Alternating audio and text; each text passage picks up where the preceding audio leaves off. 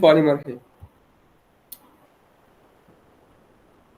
Material for passive solar heating, A heat storing wall, the sunshine heat storing wall. अब हमने ऐसा बाल हमने लगाना है जो हीट स्टोर करता है।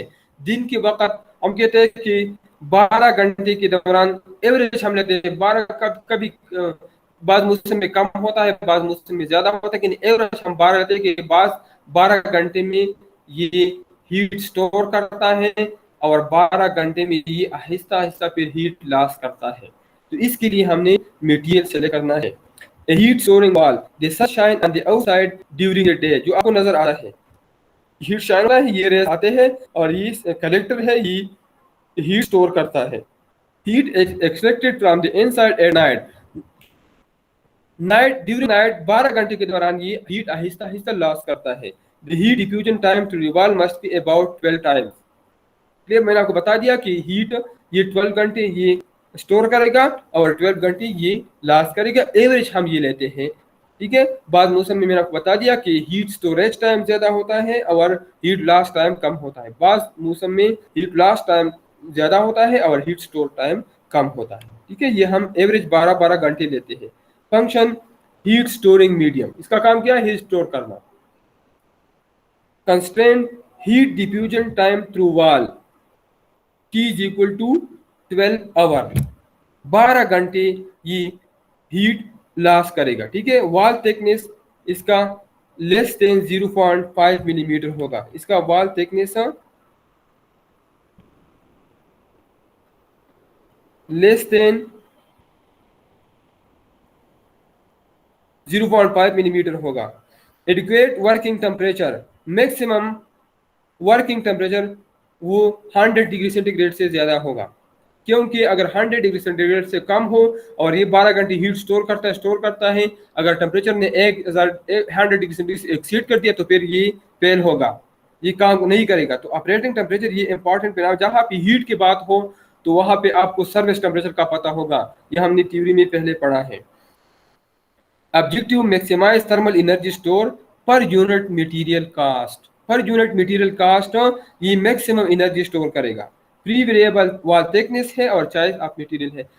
ये याद रखना, चॉइस ऑफ मटेरियल तो आपने सेलेक्ट करना है, तो ये हर कंडीशन में हर केस में ये choice of material pre variable होगा और वॉल थिकनेस बास कंडीशन में। अब इसमें भी चार्ट ड्रा किया है सॉफ्टवेयर की मदद से थर्मल कंडक्टिविटी और थर्मल डिफ्यूजिविटी के दरमियान। यहाँ पे अगर आप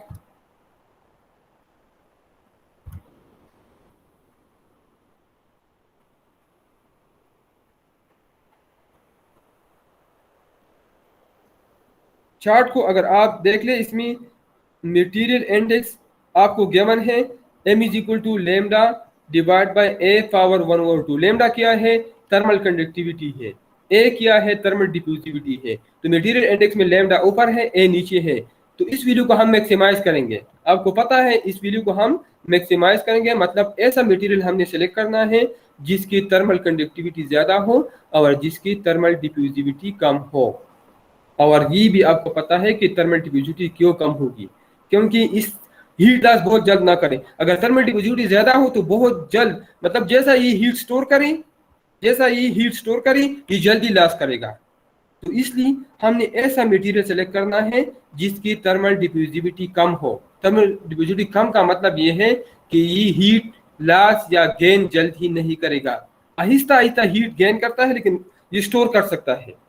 ठीक है, अगर थर्मल डिफ्यूजिविटी ज्यादा हो तो ये इसका मतलब जल्दी हीट गेन करेगा लेकिन ये बहुत जल्द ही ये लॉस करेगा। ठीक है, तो हमने ऐसा मटेरियल सेलेक्ट करना है जिसकी थर्मल कंडक्टिविटी ज्यादा हो और जिसकी थर्मल डिफ्यूजिविटी कम हो। तो चार्ट से मटेरियल इंडेक्स हमने ड्रा किया है। Material per heat storing wall, cement, concrete and stone are practical choice, brick is less good.